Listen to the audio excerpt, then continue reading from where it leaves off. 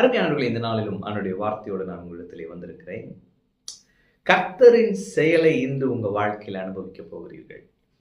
யாக்கோபு 5:11 பாருங்களேன். இதோ பொறுமையா இருக்கிறவர்களை பாக்கியவான்கள் என்கிறோமே, யோபின் பொறுமையை குறித்து கேள்விப்பட்டிருக்கிறீர்கள்.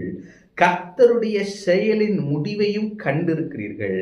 கர்த்தர் மிகுந்த உருக்கமும் இரக்கமுள்ளவராய் இருக்கிறாரே. அப்ப யோபின் பொறுமையை கேள்விப்பட்டிருக்கிறீர்கள், கர்த்தருடைய செயலின் முடிவை கண்டிருக்கிறீர்கள். ரெண்டு விஷயம், கேள்விப்பட்டிருக்கீங்க, கண்டிருக்கிறீங்க. என்னத்தை கேள்விப்பட்டிருக்கீங்க? யோபுடைய பொறுமை. யோபுடைய பொறுமை என்ன? அவர் கடைசி வரைக்கும் ஆண்டவர் என்ன செய்யல? மறுதளிக்கல. நிறைய கேள்விகள் இருந்தது, அப்புறம் அதெல்லாம் பேசினார், இப்படிலாம் பேசினார், கர்த்தர் கொடுத்தார், கர்த்தர் இதெல்லாம் சொல்லிட்டே இருந்தார். ஆனாலும் கர்த்தரை மறுதளிக்கவில்லை, அவர் பொறுமையா இருந்தார்.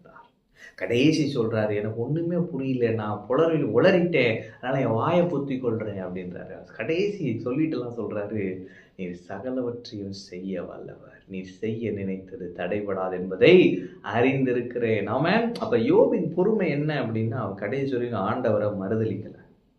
எனக்கு அவ்வளவுதான், அவர் வேணாம் அப்படின்னு சொல்லலை. ஆனா அடுத்த வருஷம் என்ன போட்டிருக்கு? கர்த்தருடைய செயலின் முடிவை கண்டிருக்கிறீர்கள்.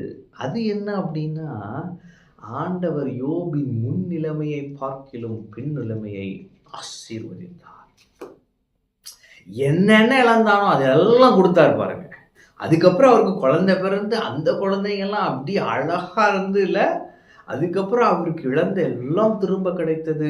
தங்க காசு கிடைத்தது, ஒட்டகங்கள், அப்புறம் கழுதைகள், எல்லாம் சொத்து இத்து எல்லாம் திரும்பி வந்துருச்சு. அப்ப கர்த்தருடைய செயலின் முடிவு இதுதான்.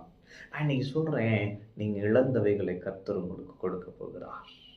எல்லாவற்றை இழந்திருந்தோம், நிம்மதியில்லாத வாழ்க்கையா இருந்தோம், நீங்கள் கர்த்தரை இறுக பிடித்திருக்கிறீர்களே, பொறுமையா இருக்கிற நீங்கள் பாக்கியவான்கள். கர்த்தருடைய செயலின் முடிவை இன்று அனுபவிப்பீர்கள். இன்று முதல் அனுபவிப்பீர்கள்.